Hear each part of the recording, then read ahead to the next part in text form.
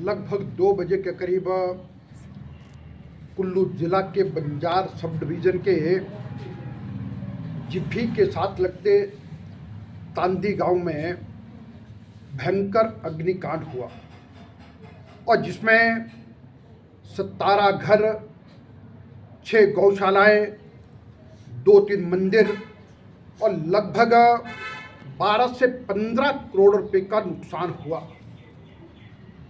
बड़ी बात तो यह है कि ऐसी भयंकर ठंड में लोगों के सिर के ऊपर से छत उड़ गई, रहने को कोई आसरा नहीं रहा। लेकिन साथियों, वर्तमान सुखविंदर सिंह सुक्खू जी की सरकार कितनी असंवेदनशील है, कितनी लापरवाह है, कितनी गैर जिम्मेदाराना है कि मैं अभी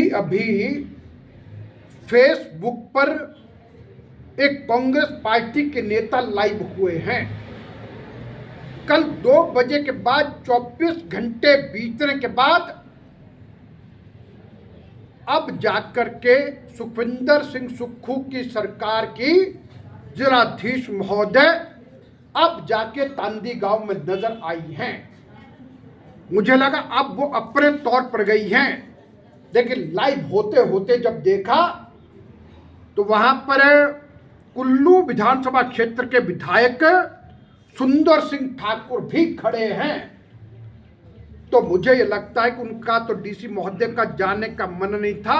सुंदर सिंह ठाकुर पहुंचे तो अब वो साथ में वहां पर खड़ी हैं। कितना गैर जिम्मेदाराना व्यवहार एक डिप्टी कमिश्नर का है।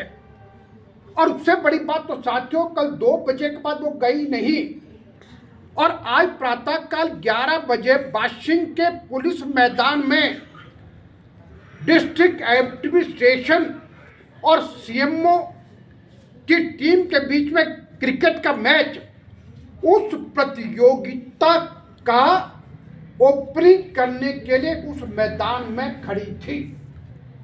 अरे लोग तो बंजार के तांदी में इंतजार कर रहे थे और इस प्रकार का व्यवहार निश्चित रूप से निंदनीय है।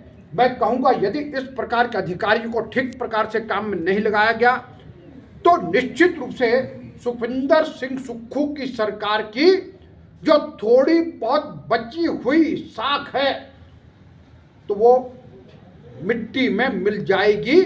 और इसलिए व्यवस्था परिवर्तन के नाम पे व्यवस्था पतन है और इसके ताजे उदाहरण अनेकों हैं।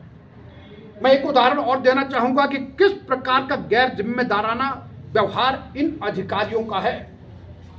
गत वर्ष जब माहून गांव में एक गाय की बछड़ी की हत्या की गई, उसको काट करके खाया गया और रात के 10, 11, 12 बजे तक जब स्थानीय ग्रामीण और आसपास के लोग जब बात धरने पर बैठे प्रदर्शन कर रहे थे और वे मांग कर रहे थे कि जिला के बड़े अधिकारी आकर उनसे बातचीत करें, तो लेकिन मौके पर ना तो जिलाधीश थे ना पुलिस आयुक्त थे।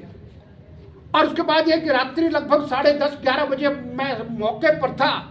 मैंने स्वयं डिप्टी कमिश्नर को फोन करके कहा कि मैडम, यदि आप लोगों से फोन पर या किसी तरह बातचीत करती हैं तो गांव की महिलाएं, बाकी सब लोगों को विश्वास होगा कि गाय के हत्यारों को निश्चित रूप से सजा मिलेगी और न्याय मिलेगा, तो बातचीत करके रास्ता निकलेगा।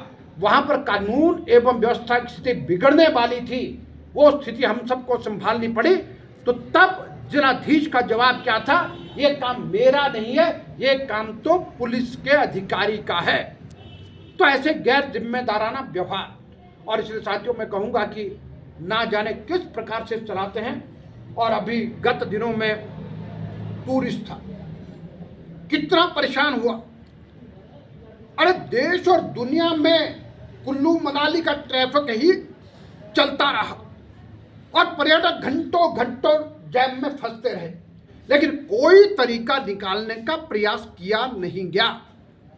और जब टूरिस्ट सीजन समाप्ति को आया, 29 तारीख को आनंद फानन में मीटिंग की गई, कहा हम सारी चीज़ों को ठीक करेंगे, लेकिन 30 तारीख को पंजाब बंद होने के कारण टूरिस्ट वापस जा रहा था और उसके बाद तो यानी सड़कें खाली हो गई, यानी कुछ नहीं किया और कोई व्यवस्था नहीं की और लोगों को कितनी परेशानी का सामना करना पड़ा।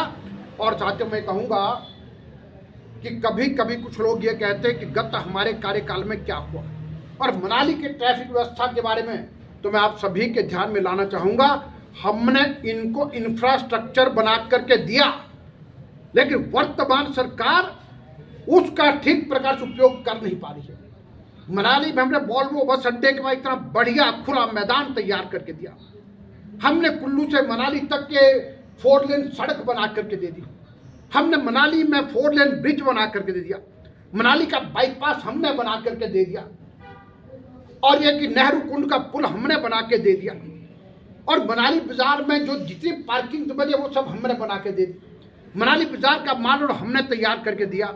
लेकिन वर्तमान सरकार उसके आगे एक कदम भी बढ़ नहीं पा रही, कुछ कर नहीं पा रही है। और इसलिए मैं कहूँगा कि ऐसी सरकार जिसके दिल में जनता के प्रति कोई दर्द नहीं है, कोई तड़फ नहीं है, और केवल मात्र लोकतांत्रिक संस्थाओं को कुचलने का प्रयास ये प्रशासनिक अधिकारी कर रहे हैं।